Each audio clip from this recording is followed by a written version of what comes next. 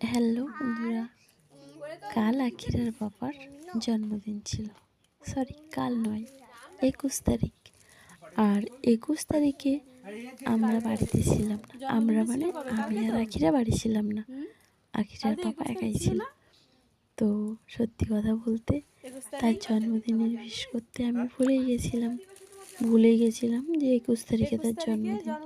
তাই সে ভীষণ অভিমান করেছিল, এতটা অভিমান যে কি বলবো। যাই হোক, অভিমান করাটা স্বাভাবিক, মানুষটা একা ছিল। আর সে প্রত্যেকটা মানুষের জন্য মনে করে তাদের জন্মদিন উইশ করে, জন্মদিনের আয়োজন করে।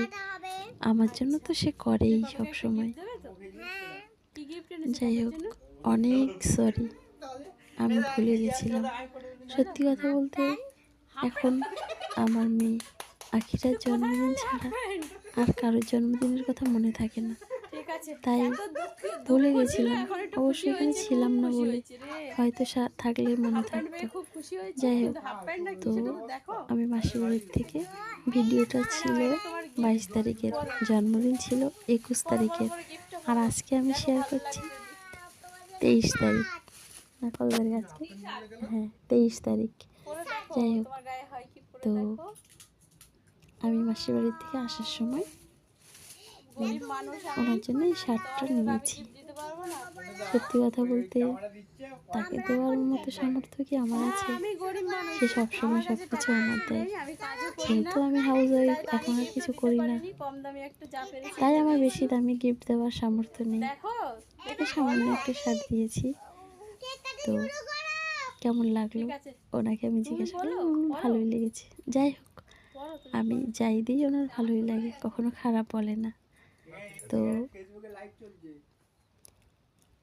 কি বলবো, আমার সত্যি খুব খারাপ লেগেছে যে মানুষটা একা ছিল, তারকে বলিনি, আমি জন্মদিন উইশ করিনি।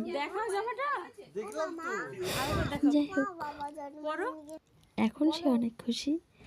কেক নিয়ে এসেছি আর একটা গিফট, এই শার্টটা আমি তাকে দিয়েছি। সে অনেক খুশি এই মুহূর্তে।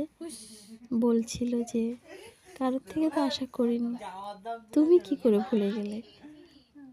বলছে আমার মা নিজেই মনে রাখেনি, আর তুমি কেন মনে রাখবে, মানে অভিমানে অনেক কথা বলেছে। যাই হোক, কি করব বলো, ভুলে গেছিলাম। মনে থাকলে কি ইচ্ছা করে বলতাম, ভুলে গেছিলাম। তারপর আমি জিজ্ঞাসাও করেছিলাম রাতে যে তোমার জন্মদিন, কিন্তু সে আমার বলেনি। বলছে আমার আবার জন্মদিন।